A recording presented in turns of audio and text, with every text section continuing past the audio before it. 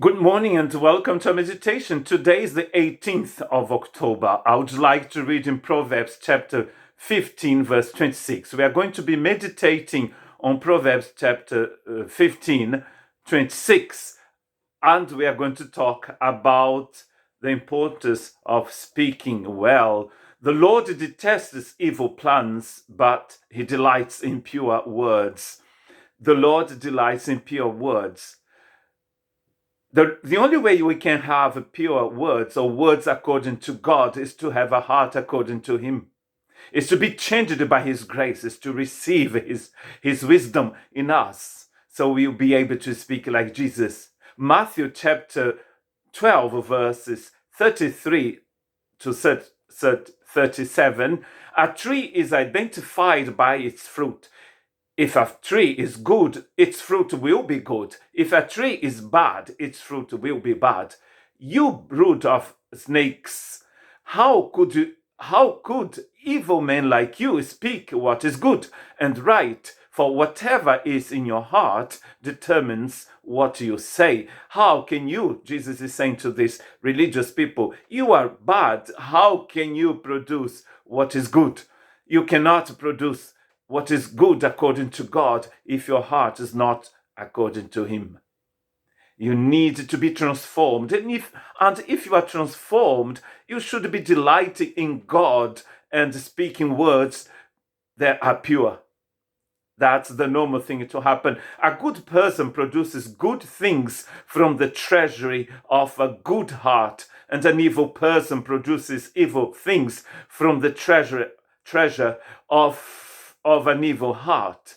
And I tell you this, you must give an account on Judgment Day for every idle word you speak. The words you say will either acquit you or condemn you.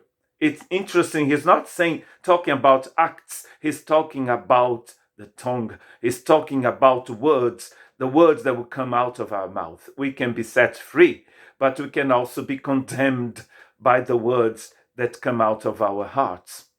It is because they are showing what we have in our hearts. We are going to be judged by what you have in our hearts, but they often are known through the mouth, through what we talk, through the words that come out of our mouths. James chapter 3 verses 5 to 16 says this: in the same way, the tongue is a small thing that makes great speeches, but a tiny spark can set a great forest on fire. And among all the parts of the body, the tongue is a flame of fire. It is a whole world of wickedness, corrupting your entire body.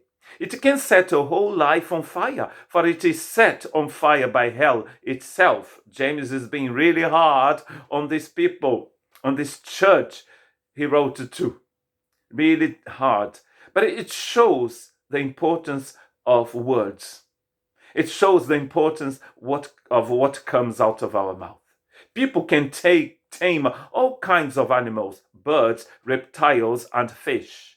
But no one can tame the tongue. It is a restless and evil, full of deadly poison. Sometimes it praises our Lord and Father, and sometimes it curses those who have been made in the image of God. So, blessing and cursing come pouring out of the same mouth. Surely, my brothers and sisters, this is not right, says James. Why not? Does a spring of water bubble out with both fresh water and bitter water? Does a fig tree produce olives? Or a grapevine produce figs? No, and you can't draw fresh water from a salty spring. You cannot, says. We cannot. So if we are a good tree, we are going to produce good fruit. But an olive tree cannot produce bananas or apples. So it's the nature of your heart, my heart, our heart, that will determine the spirituality that is coming out of our mouths. If we are